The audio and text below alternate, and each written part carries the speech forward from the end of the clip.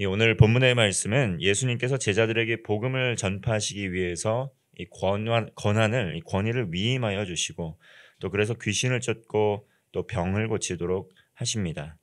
이 권위를 위임해 주셔서 이 제자들이 능력의 복음을 증거할게 할 수 있게 하심으로 말미암아 이 예수님의 사역을 함께 이 제자들과 함께 또 이루어 나아가는 그러한 팀워크를 하시는 이 모습을 볼 수가 있습니다.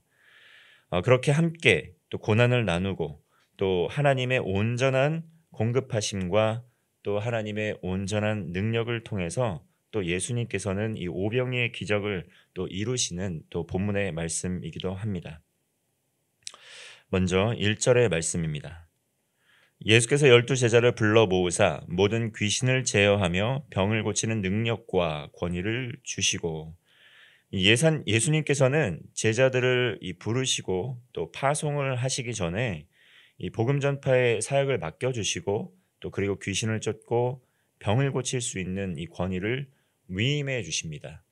예수님 혼자만 이런 모든 능력을 하시는 것이 아니라 예수님께서 가지신 능력을 제자들에게 나누어 주심으로 말미암아 이 하나님 나라는 모두 함께 또 일구어 나아가는 것이라는 것을 보여주고 계십니다.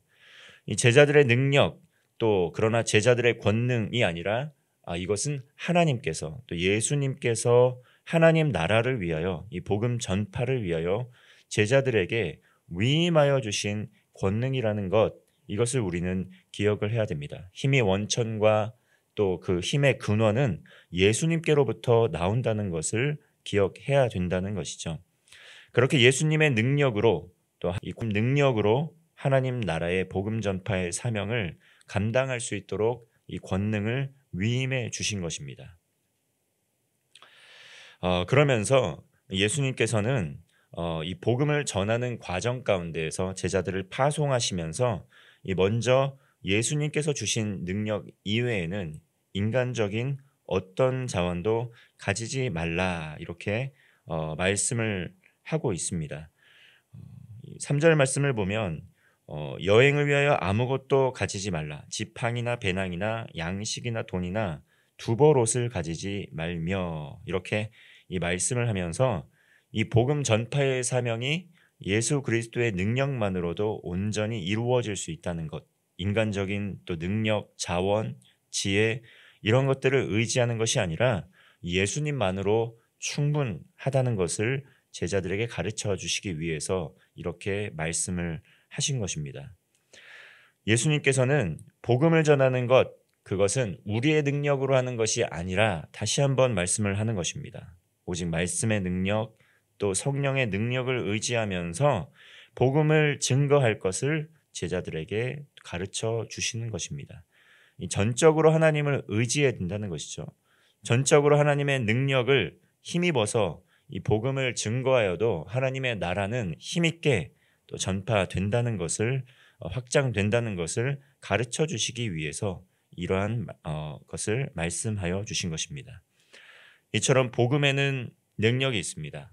예수 그리스도의 말씀에는 능력이 있습니다.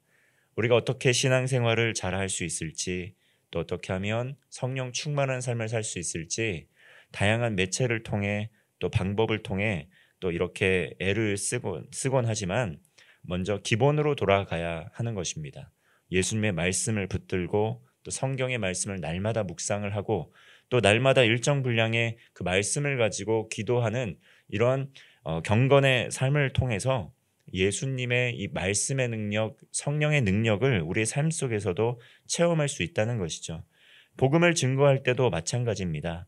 우리의 자원, 우리의 능력이 비록 또 보잘것없어 보이고 가진 자원이 한없이 부족해 보일지라도 이 말씀의 능력, 복음의 능력만으로도 하나님 나라가 아름답게 지금까지 확장되어 왔다는 것을 기억하고 또 주님께서 주시는 말씀의 능력, 이 성령의 능력으로 주님께서 주시는 마음을 가지고 우리는 복음을 전하는 통로로서만 역할을 하게 되면 이 복음이 힘있게 증거된다는 것입니다.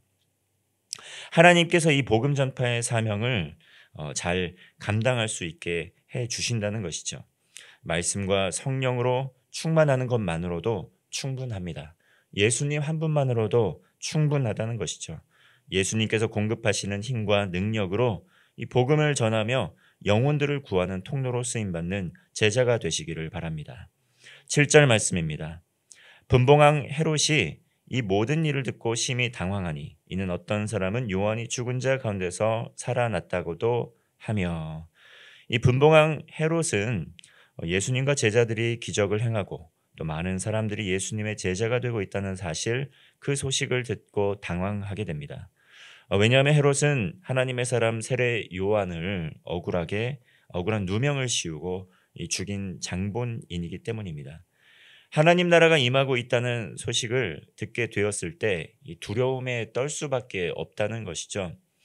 이와 같이 세례 요한과 같이 예수님의 제자들도 정말 고난을 받고 핍박을 받고 또 심지어 죽임을 당하기까지 했습니다.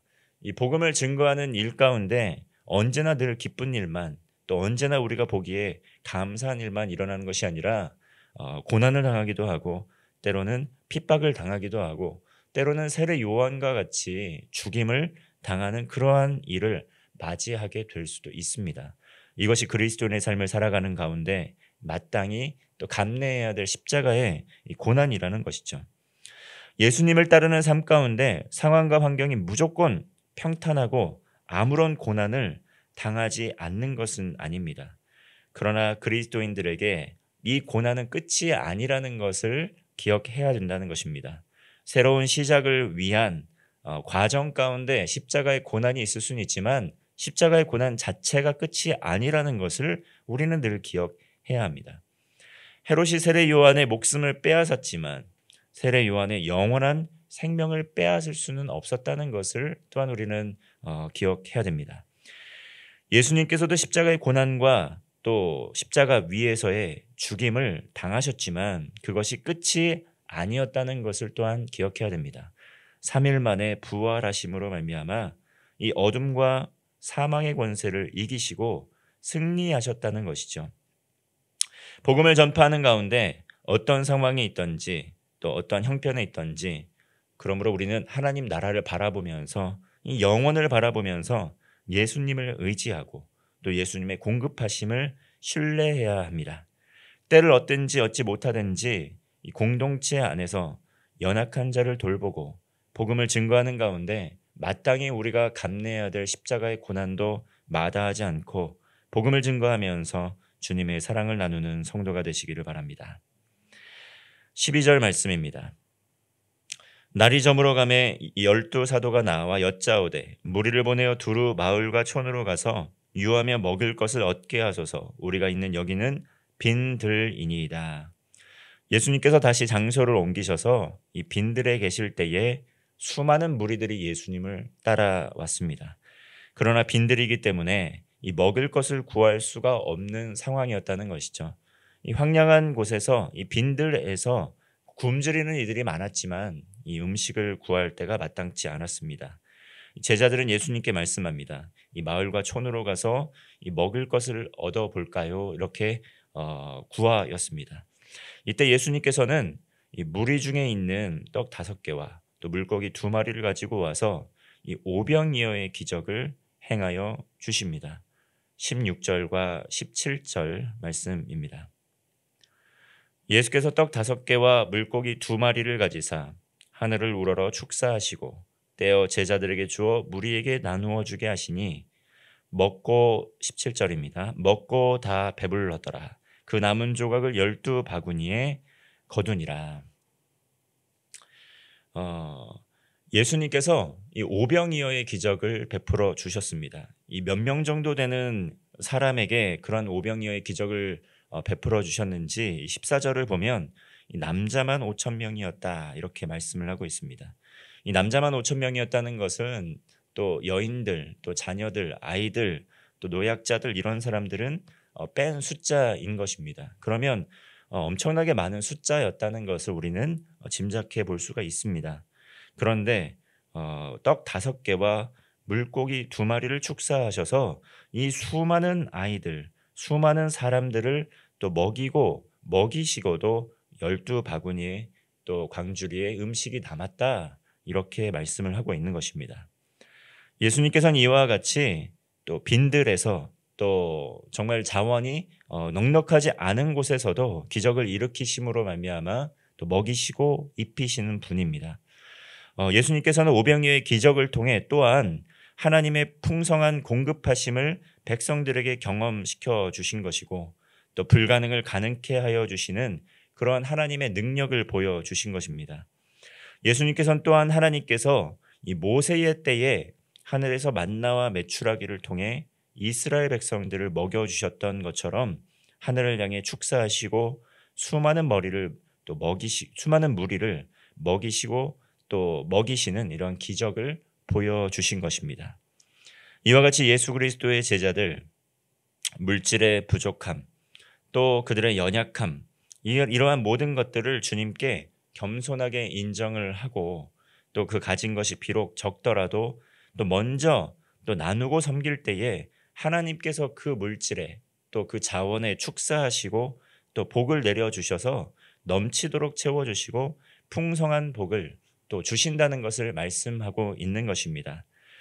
예수님의 말씀의 능력이 덧입혀지게 될 때, 성령의 능력이 덧입혀지게 될 때 이 불가능은 가능케 됩니다. 예수 그리스도의 제자들은 아주 작은 소유들일지라도 예수님께 먼저 하나님의 나라와 하나님의 의를 위하여 드리게 될 때 풍성한 하나님의 공급하심을 경험하게 되었습니다.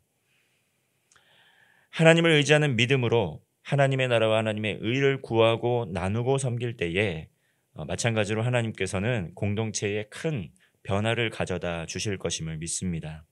주님께서 예수 그리스도의 제자들에게 이 복음 전파의 사명을 맡겨 주셨습니다.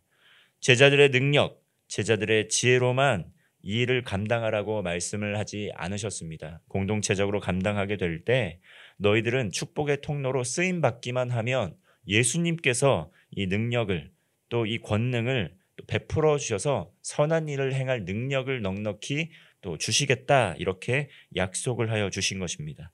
그러므로 늘 주님을 의지하라 말씀을 하십니다. 주님의 말씀에 귀를 기울이라 말씀하시고 또 주님께 우리의 모든 필요를 간구하며 기도하라고 말씀을 하여 주십니다. 주님의 말씀의 능력, 성령의 능력이 함께하게 될 때 이 복음을 증거하는 과정에서 또 우리의 삶뿐만 아니라 공동체 가운데에서도 차고 넘치는 축복을 경험하게 될 것입니다. 먼저 하나님의 나라와 하나님의 의를 구하며 이 복음을 전함으로 풍성한 복음의 열매와 은혜를 누리는 복된 성도가 되시기를 주님의 이름으로 축원합니다. 기도하겠습니다. 살아계신 하나님 아버지, 하나님께서 맡겨주신 복음 전파의 사명을 잘 감당하는 제자의 삶을 살아가게 하여 주옵소서. 비록 가진 것이 없고 또 자원이 부족하고 연약한 형편에 있을지라도 주님께서 주시는 말씀의 능력, 성령의 능력만으로도 이 모든 일을 감당할 수 있다라고 약속하여 주셨습니다. 먼저 하나님의 나라와 의를 구하는 가운데 나누고 섬김을 통해 풍성한 하나님의 나라의 부요함을 경험하는 우리 모두 될 수 있도록 인도하여 주시옵소서.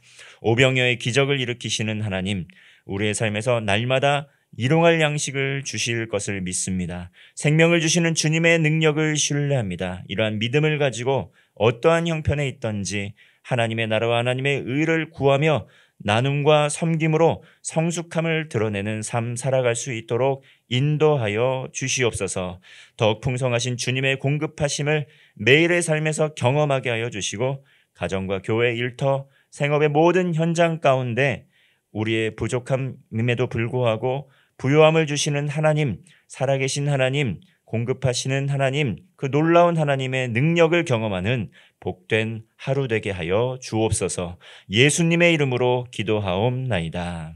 아멘.